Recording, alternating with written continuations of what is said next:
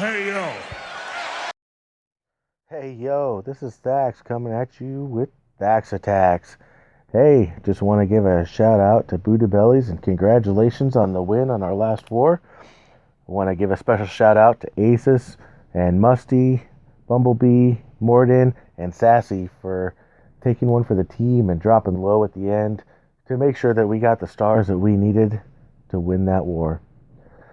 That kind of leads into the next topic of today's video, and I've named it War Weights and What the Heck is .5 Town Hall. So they all tie together, and we will look at each of them separately, and hopefully we can pull it all together and it makes sense at the end. So we're going to start with war. What is it good for?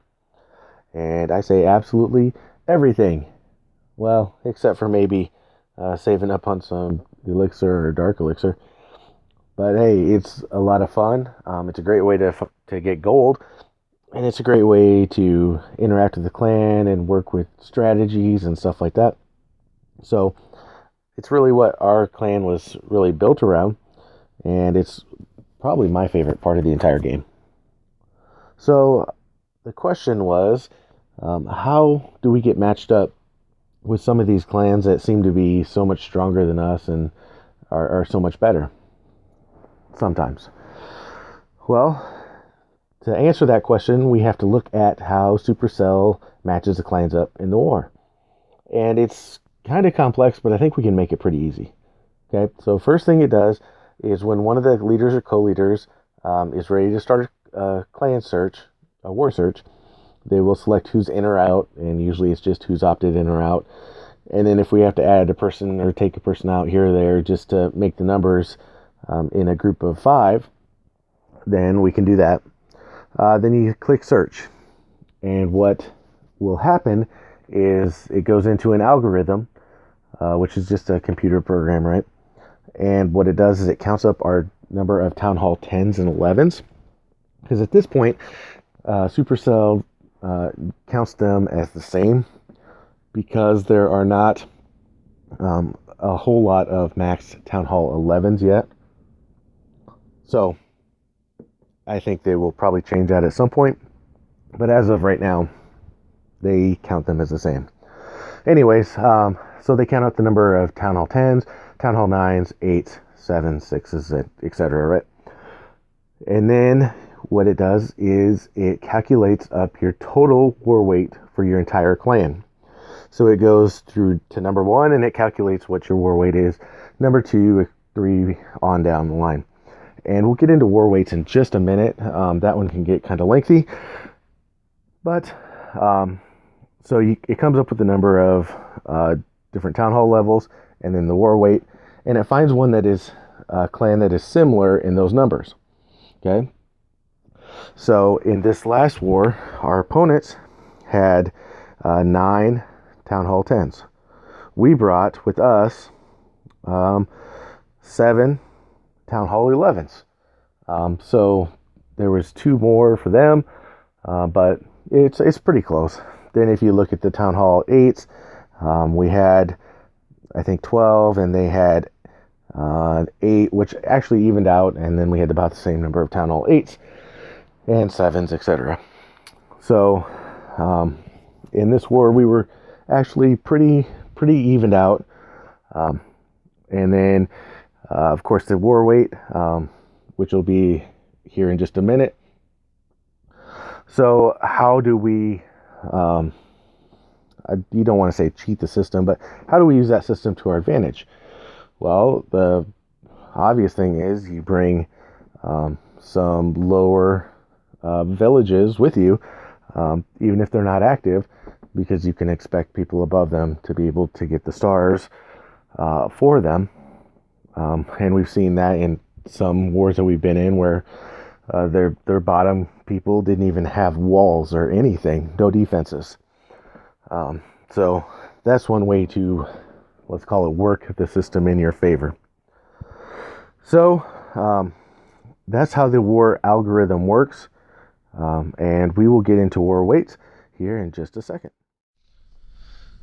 Okay, so here we go with the war weight guide. It's in full disclosure, I borrowed these numbers from the Supercell forum. Some of the players have actually sat down and calculated all of these out, and I borrowed their numbers. So if they're right, great. If they may be off a little bit, there's that chance too. But I will say, just from my experience and the more I've been watching and paying attention to this, the numbers are very accurate as far as percentage wise. So I know this is a lot of information, and at the end I think I can sum it up pretty well in a visual guide. So let's get going. Alright, so the first thing we will look at are the defensive buildings. So I know this chart has a lot of information. It should be on the screen long enough. If you want to screenshot it for further use, feel free. But if you look just real quick at the numbers, you can see that the wizard towers and the mortars, the expos, the ITs, and obviously the eagle artillery, those all have much higher war weight than your archer towers, your cannons, air defenses, and hidden Teslas. And of course there's the lowly air sweeper, but I feel bad for him. I just tend to ignore him for pretty much everything. But so I guess if the question is, what should I upgrade next? Should I upgrade my archer towers or wizard towers or what? Well, if you're trying to stay low on the war map, here's an idea of what you might want to upgrade first. You want to stay as low as possible for as long as possible, then you'd want to upgrade your archer towers and your cannons and your air defenses and hidden Teslas first, and then come back with the wizard towers, the mortars, expos, and inferno towers. So also walls.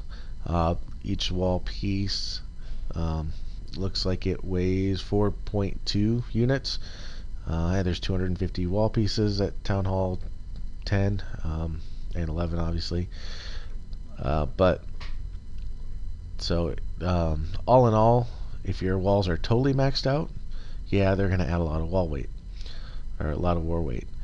If they are not totally maxed out, just upgrading pieces of wall at a time, it's not going to add all that much compared to some of these other upgrades. Just an FYI. So there you go. That's our defensive buildings, and we will move on. Alright, so here are the war weights for each of the troop upgrades that you can do. You can take a minute, and if you want to screenshot this, you can for further reference. The only couple things I wanted to note was that witches are very heavily weighted, and they're also the only one that changes from between levels. So you're unlocking your witches at level 1 adds 900 war weight to you. If you upgrade them to level 2, it adds 1200, so that would be 2100. And if you upgrade them to 3, then that is 3300. That's the only one that's different levels. The rest of them are very minor compared to other things, but I just wanted to give everybody a visual demonstration of how much war weight your troop upgrades add. So here are our spells. Lightning spells all the way through haste spells. I was kind of interested to see that the freeze spell adds so much war weight compared to all of the other spells. So this will be on the screen long enough to screenshot it if you'd like. Okay, so here are the traps. You can see that they add very little war weight compared to your other defensive buildings. That is why when you upgrade to a new town hall level, it is a great idea to upgrade your traps with your gold while you're using your elixir to upgrade your troops and your camps and everything else. So this is a great way to continue to improve and not lose out on your gold while you are upgrading your elixir troops. Alright, so here is the war weight for your heroes. You can see your Archer Queen and your Grand Warden greatly outweigh the King. And they go in groups of 5. So going from a level 6 to a level 7 Barb King would add 16, whereas going from level 35 to level 36 would add 22. You can see the totals at the bottom, and compared to your defensive buildings, they are very, very minor. Okay, so I threw a whole bunch of numbers at you, and I decided I would just try to sum it all up with a pretty easy visual representation. So you look at the biggest piece of this pie here, and it is your buildings, your archer towers, cannons, etc. It is by far the biggest portion of your war weight. Your troops come in second, and your spells come in third, and then your traps again are pretty minor, and your heroes, which really surprised me when I first learned this, are such a minor part of your war weight, but they are so important for your attacks. So I hope this representation lays out everything that we just looked at, and we'll go from there. Okay, so I hope that didn't put you to sleep too bad. So I'm going to go right into what in the heck is a town hall. That's when people are talking about 0.5. Well, we can look at Thax as an example. Okay, recently I went from Town Hall 10 to Town Hall 11 with Thax. I was almost a max Town Hall 10 as far as defenses go. The only things I had left were those 2 cannons and that one that is going now, and my walls and my heroes. Everything else, all my other defenses were maxed, all the resources and all that stuff, that's all maxed. So what I did was I upgraded my Town Hall to 11. Okay, the very first thing I did was upgrade my lab. That way I can get my witches to max, which will be done in 2 days, and I am super stoked about that because I've actually fallen in love with the witches. And the other thing I did was I placed my Grand Warden, and then I brought him up to level 5 so I can use his ability. I did not place any of the new defenses. I did not place my cannon, my archer tower, my wizard tower, my X-bow, or my eagle artillery. I did this on purpose. As you just saw, this keeps my war weight low. It's better for the clan because it is just as easy to get 2 stars on a Town Hall 11 with those extra defenses as it is to get on a Town Hall 10, which essentially my base is, right? It is basically a Town Hall 10 with the exception of the Grand Warden. So for getting attacked, for all intents and purposes, you would use the same tack that you would use on any Town Hall 10. So keeping my war weight low, that helps us in war, and that's why I chose to go to a Town Hall 10.5. Now, if you want to look at my other account, Princess Leia, we can pop over to her real quick, and I can show you it almost have her at max Town Hall 8. Everything but the walls and the defenses. I got those wizard towers left to do, and my cannons and mortars, and then my air defense all has to go up one, which may sound like a lot, but I have everything else totally maxed out, so I can have all 5 of my builders working on them, and I can have it done in a couple of weeks. They will all be done. And what I will do with her once I upgrade to Town Hall 9, I will do exactly like I did for Thax at Town Hall 11. I'm going to take up the lab, because that is the most important for me right now. Because almost all of my research is done, I will take up all of the camps, and I will place the queen, and that will be how I start.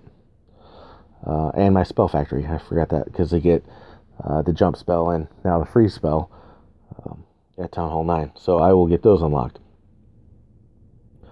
While I am working on my research, because that's the advantage of going up to a 0.5, right? You can get your research, you can get your camps built up, you can get your clan castle. That's the other thing I gotta do is up my clan castle. You can attack like a Town Hall 9, but your war weight will be low, and it'll be closer to a max Town Hall 8. So it'll help the clan in the long run in war, and finding matches in war that we are superior attackers to. That is the whole purpose of going to a 0.5 on the Town Hall system. It's not an official thing with Supercell. It is something that players have developed, and it's just part of the lingo with Clash of Clans now. Okay, so we have covered war and how opponents are matched. We've covered war weights and what they mean, and how you can help yourself and the clan. And we have covered what the Town Hall 0.5 system is, and how it can be beneficial. So I just wanted to say thank you for watching my video and subscribing to my channel, and we will hopefully, I've got some good things in the works that I will be excited to announce in the upcoming days. So until then, let's get better, baby.